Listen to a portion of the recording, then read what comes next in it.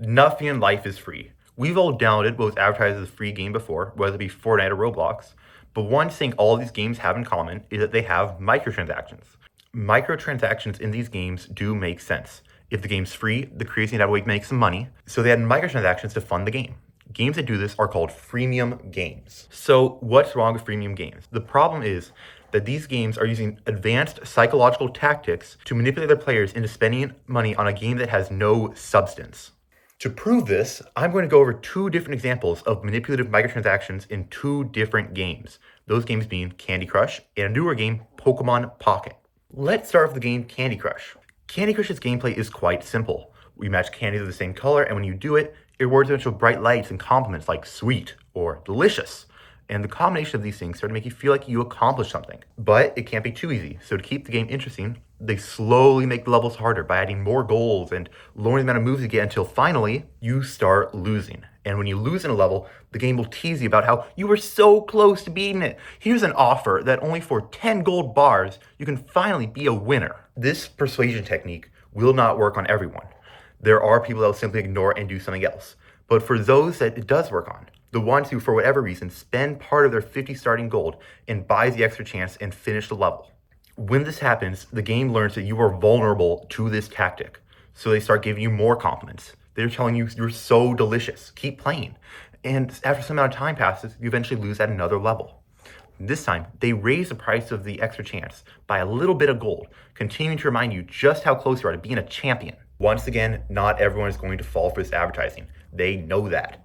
Even with the 50 gold they give to every new player, some people practice moderation. Still, as you continue playing the game, they'll keep pushing the microtransactions until finally you're completely out of the 50 starting gold. So next time you lose in a level, your only option, if you want to keep playing, is to buy the gold with money. I know a lot of you are thinking, no one is going to fall for that. Why wouldn't they just restart the level and keep playing until they win? I have two things to say to that.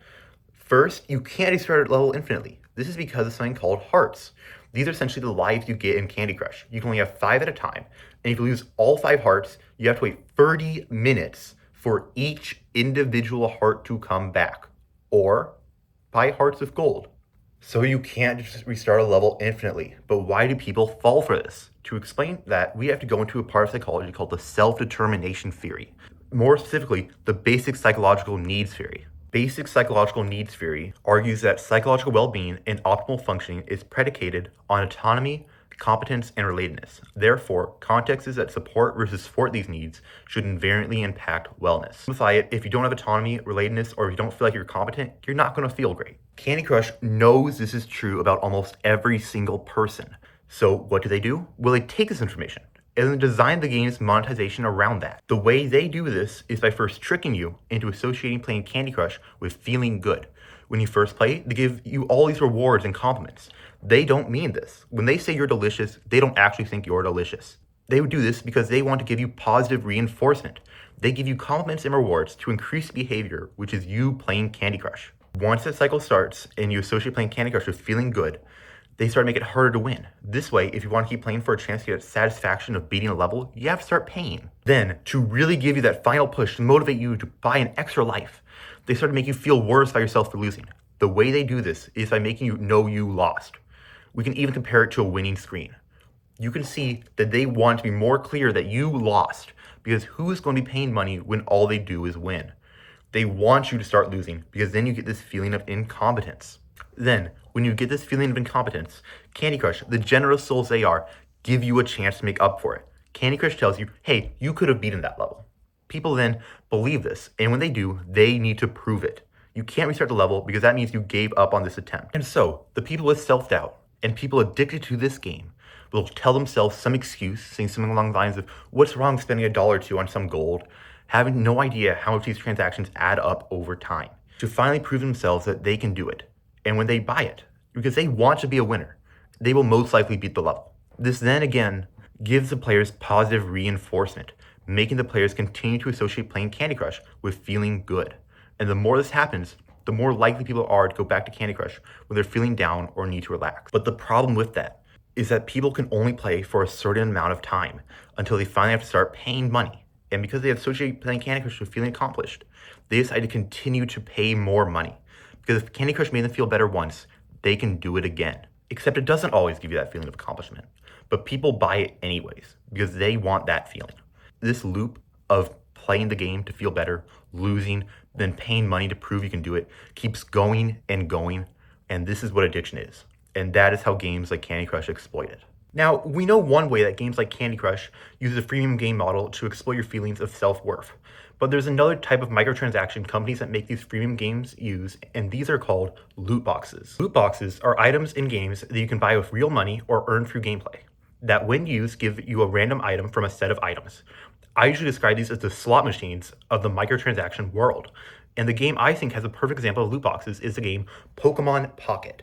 Now, I actually play this game, and have been since around the time it was released. So, to see how this game targets new players, I borrowed my dad's phone, downloaded the game, and made a brand new account. When you start the game, you're given the option of 3 different packs: a Mewtwo pack, a Pikachu pack, and a Charizard pack. Each pack of cards in this game has different rare cards in it. And you can see when I open the Pikachu pack, each card is a different symbol on the bottom. To not overcomplicate this, the shinier the card, the more rare the card is. You can even see we pull one of the rare cards at the end of this pack, an Arcanine EX. I'll go more into why you get this card in particular later. Now, after you open the first pack, the game has you admire that rare card you pulled. After you're finished admiring your card, the game congratulates you on opening your first 5 cards and gives you a reward. Now that you opened your first pack, the game shows you how you can open more packs, which is usually by waiting. For this pack, they have it programmed to be only a few second wait. So after waiting, I go to open my pack, and the game asks me if I want to turn on notifications to be notified when I can open more packs. Once again, more on this later. Now, I turn on the notifications and pick my next pack. And when I open it, if you look at the rarities, I got 3 cards with 1 diamond and 2 cards with 2 diamonds, which is the bare minimum you can get from a pack. Despite getting nothing, the game rewards me for getting 10 different cards, and I even level up. After this, there's another piece of gameplay it goes over, which I'll skip for time. And now I finish the tutorial, and I get 2 more packs to open. For the first one, I open the pack, it gives off a burst of light, signaling that there's a guaranteed rare card in this pack. And at the end of the pack, I get a Gold Star Graphite Eye, a card with a 0.428% chance to be in the pack. Make me feel pretty good about myself. So I open another pack, hoping for the same results, and once again, I get the bare minimum. 3 cards of 1 diamond, 2 cards of 2 diamonds. Knowing I can't end on a loss, I use my 12 hourglasses that let me open another pack. And I got a Wugtrio EX, a card with a 0.185% chance to be pulled, making it the rarest card so far. The game even congratulated me on getting 25 cards collected.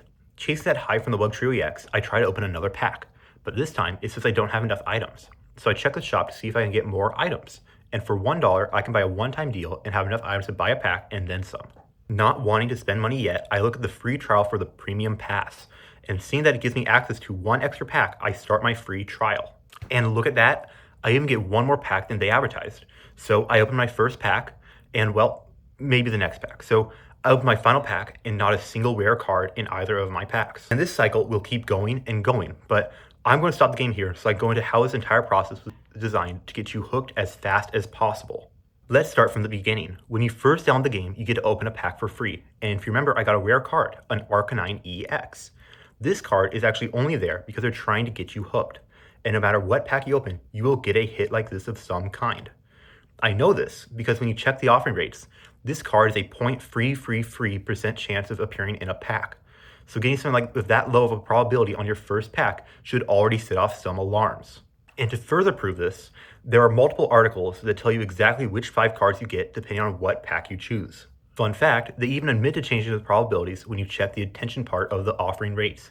It says, it's possible for the offering rates of cards included in the same pack to be different. Again, they are admitting to changing the offer rates for cards, which is how I got my Arcanine EX and later the Wugtrio, to cards with a less than 0.5% chance to be pulled in my first 6 packs or 30 cards. Because of this, they can decide exactly when you get a hit, meaning they can program the game around the exact moment you're about to quit after not getting any hits and then make your next pack have one. This is also why they do it with the first few packs you open. They want you to associate opening packs with getting something good, so that when you want to get something good or feel better about yourself, you open a pack. This is exactly what Candy Crush does, where they make the first few levels almost impossible to lose to reinforce the idea in your head that playing the game makes you feel good. In Candy Crush, once you lose, you have to buy more hearts. In Pokemon Pocket, to open more than 2 packs a day, the only way to quickly open more packs is to buy more gold. And this is how the companies that make these games exploit people. They make the game free, making the barrier of entry just downloading it and opening the game. Then they start rewarding you. In Candy Crush, they literally cheer you on for every move you make. Pokemon Pocket gives you the rush of hitting the jackpot with a rare card early on. And these games keep rewarding you until eventually you run out of points and can no longer play the game unless you wait. Then, the people that want to feel good, people who didn't get enough from the wins earlier, decide, hey, what's wrong spending a couple of bucks, thinking they just need one more win and they're done. And then they buy those extra lives or those extra loot boxes, and they beat the level in Candy Crush, or they pull an Arcanine EX. But again, it is not enough. No matter how much they play, it will never be enough, because these people are now addicted to not just getting the win, but to the anticipation of winning. The game knows this, and so they start pushing more and more ads to these players. Remember how Pokemon Pocket asked me if I wanted to turn on notifications? Games do this so that they can send you a trigger, a notification trying to get you to play the game more. Here's just a few of the notifications I got from Candy Crush and Pokemon Pocket since I installed these apps. These exploitation tactics work and are making these companies hundreds of millions of dollars. Candy Crush made $1 billion in 2024. Pokemon Pocket, in its first month of release, made $200 million, all from microtransactions. This is how these freemium games make money. They have studied psychological tactics to find out the best way to manipulate you, the player, into spending as much of your money as possible. Because these companies are not game developers first. They are a business first. And so their number one priority is making money any means necessary.